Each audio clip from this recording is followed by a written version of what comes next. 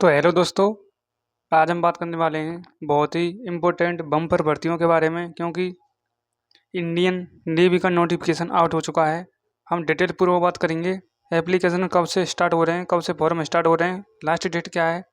आपको video last तक देखनी है, क्योंकि मैं जहाँ पर नोटिफिकेशन आता है वहीं से दिखा रहा हूँ, सरकारी वेबसाइट से ही, जहाँ पर आपका नोटिफिकेशन अपडेट होते रहते हैं। ये नहीं कि कॉपी करके बता दिया, मैं डायरेक्ट बता रहा हूँ आपके लिए। ध्यान से देखते जाइए। Indian Navy INCET first 2024 requirement 2024। Post name क्या है? पोस्ट नेम है civilian entrance test INCET first second 2024। तो इंडियन नेवी की नोटिफिकेशन के बारे में बात करते हैं। इंपॉर्टेंट डेट क्या है, सबसे पहले हम उनकी बात कर लेते हैं। देखो, आपके फॉर्म स्टार्ट हो रहे हैं 20 तारीख से, आपके फॉर्म स्टार्ट होने वाले हैं। अभी आपके पास 2 दिन का वक्त है, ठीक है। और इसकी लास्ट डेट है, आपकी इसकी लास्ट डेट है 2/8/2024, यानी 2 तारीख 8वां महीना 2024 इसकी लास्ट डेट है, यानी 2 अगस्त इसकी लास्ट डेट है। और 20 जुलाई से इसके फॉर्म स्टार्ट हो रहे हैं। पेमेंट लास्ट डेट इसकी क्या है, यानी फीस पेमेंट इसकी लास्ट डेट है 2 अगस्त, ठीक है। एडमिट कार्ड नोटिफाई नहीं है इसमें, ना ही एग्जाम डेट नोटिफाई है, क्योंकि आपका जो पेपर लगेगा उससे 10 या 15 दिन पहले ही अपडेट आ जाएगा और आपको पता ही चल जाएगा कि हमारा एग्ज़ाम कब है, ठीक है। बात करते हैं फीस डिटेल, यानी आपकी जो फॉर्म भरेगा फीस कितनी है। जनरल ओबीसी ईडब्ल्यूसी के लिए कितनी है, 295 रुपये है। एससी और एसटी के लिए 1 भी रुपया इसमें नहीं है, ओनली आपका ई मित्र वाला लेगा 50 रुपये, ठीक है। नेक्स्ट बात करते हैं, जो आप फीस किसके द्वारा थ्रू, मतलब ऑनलाइन पेमेंट कैसे कर सकते हैं। आप डेबिट कार्ड से कर सकते हैं और गूगल यूपीआई आप कैसे भी कर सकते हैं, ठीक है। नेक्स्ट बात करते हैं जॉब लोकेशन कहाँ है आपकी। ऑल इंडिया में कहीं भी आ सकती है जॉब की लोकेशन। एज लिमिट की हम बात करते हैं, यानी आपकी मिनिमम और मैक्सिमम एज क्या होनी चाहिए उसकी भी हम बात करते हैं, क्योंकि ये इंपॉर्टेंट है। क्योंकि एज से ही एक ना एक दिन से ही स्टूडेंट रह जाता है फॉर्म अप्लाई करने से। एज का विशेष ध्यान रखें। मिनिमम यानी निम्नतम एज मांगी गई है 18 ईयर्स, और मैक्सिमम एज है 25 ईयर्स। 25/7/30, 25/7/30, ठीक है। इसके मध्य में होनी चाहिए, ठीक है। ठीक है कि नहीं है। नेक्स्ट बात करते हैं हम, नेक्स्ट बात करते हैं पोस्ट डिस्क्रिप्शन के बारे में। ध्यान से देखते जाइए। पोस्ट डिस्क्रिप्शन के बारे में हम इस नोटिफिकेशन को पढ़ते हैं। Indian Navy is inviting online application for Indian Navy INCET first 2024 online form for 441 इसकी क्या है पोस्ट है। टोटल पोस्ट कितनी है, 441 है। सीधा सीधा लिखा हुआ है नोटिफिकेशन में, जो आपको दिख रहा होगा। उसके बाद है interested people meet all the eligibility criteria apply online, यानी आपका योग्यता आपके पास क्या होनी चाहिए इस फॉर्म को भरने के लिए, और क्राइटेरिया आपका क्या होना चाहिए, ये भी इसमें बताया गया है। Detail of requirement of Indian Navy INCET first 2024 online form आपको कैसे भरना है, आपको क्राइटेरिया क्या होना चाहिए और एलिजिबिलिटी क्या होनी चाहिए, उसके बारे में बात करते हैं। देखो, पोस्ट का नेम है civilian entrance test INCET first 2023। Number of post, यानी पोस्टों की संख्या कितनी है, वैकेंसी कितनी है, 441 टोटल वैकेंसी है। कैटेगरी वाइज पोस्ट हम बात करते हैं। कैटेगरी वाइज हम पोस्टों की बात करते हैं। देखो, चेयरमैन चार्जमैन अम्यूनेशन वर्कशॉप के लिए कितनी है, 1 पोस्ट है। और चार्जमैन फैक्ट्री वालों के लिए कितनी है, 10 पोस्ट हैं। नेक्स्ट बात करते हैं चार्जमैन मैकेनिक के लिए कितनी है, 18 पोस्ट हैं।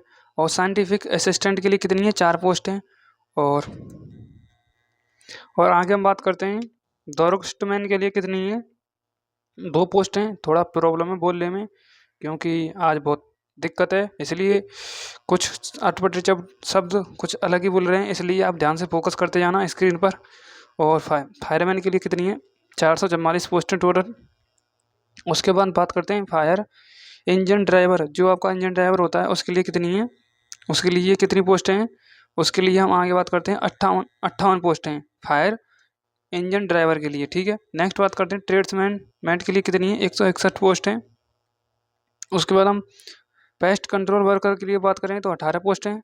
और कुक के लिए कितनी है, 9 पोस्ट हैं जो भोजन बनवाते हैं। और MTS मिनिस्टर के लिए कितनी है, 16 पोस्ट हैं। टोटल कितनी होगी आपकी, जो उसमें बताई गई हैं इतनी आपकी पोस्ट हो चुकी हैं। पे स्केल आपकी क्या होने वाली है वो आगे पता चल जाएगा आपको, इसमें मतलब डिटेल दी नहीं है। नेक्स्ट बात करते हैं हम एजुकेशन आपके पास क्या होना चाहिए, एजुकेशन क्वालिफिकेशन क्या होना चाहिए। चार्जमैन एमुनेशन वर्कशॉप के लिए क्या क्या होना चाहिए, देखो क्वालिफिकेशन क्या क्या होना चाहिए, बीएससी होना चाहिए और डिप्लोमा होना चाहिए इन केमिकल इंजीनियर होना चाहिए। चार्जमैन फैक्ट्री के लिए क्या होना चाहिए, एजुकेशन क्वालिफिकेशन होना चाहिए, बीएससी होना चाहिए और डिप्लोमा होना चाहिए in electrical engineer, electronics and communication engineering होनी चाहिए, मैकेनिकल होनी चाहिए, मैकेनिकल इंजीनियरिंग होनी चाहिए और सिविल इंजीनियरिंग होनी चाहिए। ठीक है, चार्जमैन मैकेनिकल की बात करते हैं, डिप्लोमा चाहिए इन इलेक्ट्रिकल इंजीनियरिंग होनी चाहिए, मैकेनिकल होनी चाहिए इंजीनियरिंग और इलेक्ट्रॉनिक्स एंड कम्युनिकेशन इंजीनियरिंग होनी चाहिए और प्रोडक्शन इंजीनियर होनी चाहिए, प्लस 2 ईयर का एक्सपीरियंस होना चाहिए। नेक्स्ट बात करते हैं साइंटिफिक असिस्टेंट के लिए हम बात करते हैं, बीएससी प्लस 2 साल का क्या होना चाहिए एक्सपीरियंस। उसके बाद दूरस्थ के लिए क्या होना चाहिए, दूरस्थ के लिए क्या होना चाहिए, 10th पास प्लस 2 ईयर्स का सर्टिफिकेट होना चाहिए, 10th का 2 साल का जो सर्टिफिकेट होता है वो होना चाहिए। आईटीआई का सर्टिफिकेट किसका मांगा है, सर्टिफिकेट और ITI in the related field का होना चाहिए, यानी आईटीआई का आपका क्या होना चाहिए, सर्टिफिकेट होना चाहिए और 10th पास होनी चाहिए आपकी। ठीक है, नेक्स्ट बात करते हैं फायरमैन के लिए 12th पास होनी चाहिए और बेसिक फायर फाइटिंग कोर्स होना चाहिए। नेक्स्ट बात करते हैं फायर इंजीनियर ड्राइवर के लिए बात करें, 10th पास होनी चाहिए plus heavy motor vehicle licence होना चाहिए, जो बड़े वाहन होते हैं उनका हैवी लाइसेंस होना चाहिए। ट्रेड्समैन मैट के लिए बात करें तो 10th पास होनी चाहिए, आईटीआई इन रिलेटेड फील्ड होना चाहिए, आईटीआई का क्षेत्र होना चाहिए। ठीक है, नेक्स्ट हम बात करते हैं पेस्ट कंट्रोल वर्कर के लिए 10th पास होनी चाहिए ओनली। ठीक है, नेक्स्ट बात करते हैं हम कोको के लिए क्या होना चाहिए, को तो भोजन ही तो बनाएगा भोजन बनाने के लिए क्या होना चाहिए, 1 साल का एक्सपीरियंस होना चाहिए, एक्सपीरियंस तो 10 दिन में आ जाता, कोई दिक्कत नहीं है और 10वीं पास होने चाहिए। एमटीएस के लिए क्या होना चाहिए, एमटीएस मिनिस्टर के लिए क्या होना चाहिए, 10th पास होनी चाहिए और आईटीआई होनी चाहिए। ठीक है, नेक्स्ट बात करते हैं आप फॉर्म कैसे भरेंगे इंडियन नेवी का, ध्यान से देखते आइए। Candidate can apply through link provide दे रखी है, ब्लू लिंक दे रखी है, नीचे मैं आपके लिए बता दूंगा, इसमें दे रखी है प्रोवाइड ब्लू और they can also apply through, क्या क्योंकि जो आपकी नीली लिंक दे रखी है नीचे दे रखी है उस पर आप डायरेक्ट थ्रू जा सकते हैं और अपना क्लिक कर सकते हैं। फॉर्म अप्लाई जब करेंगे उस पर क्लिक करके ऑफिशियल वेबसाइट खुल जाएगी, उस पर अपना नाम डाल दीजिए, आधार नंबर डाल दीजिए, जो मांगे उस पर डिटेल पूरा भर दीजिए, आपका फॉर्म अप्लाई हो जाएगा। ठीक है, नेक्स्ट बात करते हैं हम आगे, रिक्वायरमेंट डॉक्यूमेंट आपके लिए क्या होने चाहिए, ये भी आपको पते होने चाहिए। Requirement document for online application, educational marksheet होनी चाहिए आपके, सर्टिफिकेट होना चाहिए, आधार कार्ड होना चाहिए, पैन कार्ड होना चाहिए और पासपोर्ट होना चाहिए और पासपोर्ट साइज फ़ोटो होनी चाहिए, सिग्नेचर भी आपके होने चाहिए। नेक्स्ट सिलेक्शन मोड क्या होना चाहिए, देखो स्क्रीनिंग ऑफ एप्लीकेशन और रिटर्न एग्जाम होगा और मेरिट लिस्ट होगी। ठीक है, ये सिलेक्शन के मोड हैं, यानी आपका सिलेक्शन कैसे होगा। अब देखो इंपॉर्टेंट लिंक है, इस लिंक पर आपको क्या करना है, क्लिक करना है, ये एक्टिव हो जाएगी 20 तारीख को। ठीक है, 20 तारीख को एक्टिव हो जाएगी, फॉर्म आपके अप्लाई होने चालू हो जाएंगे। ठीक है, यहाँ से आप अपना क्या भर सकते हैं, फॉर्म अप्लाई कर सकते हैं। मिलता हूँ, वीडियो कैसी लगी कमेंट में ज़रूर बताएं। Thank you.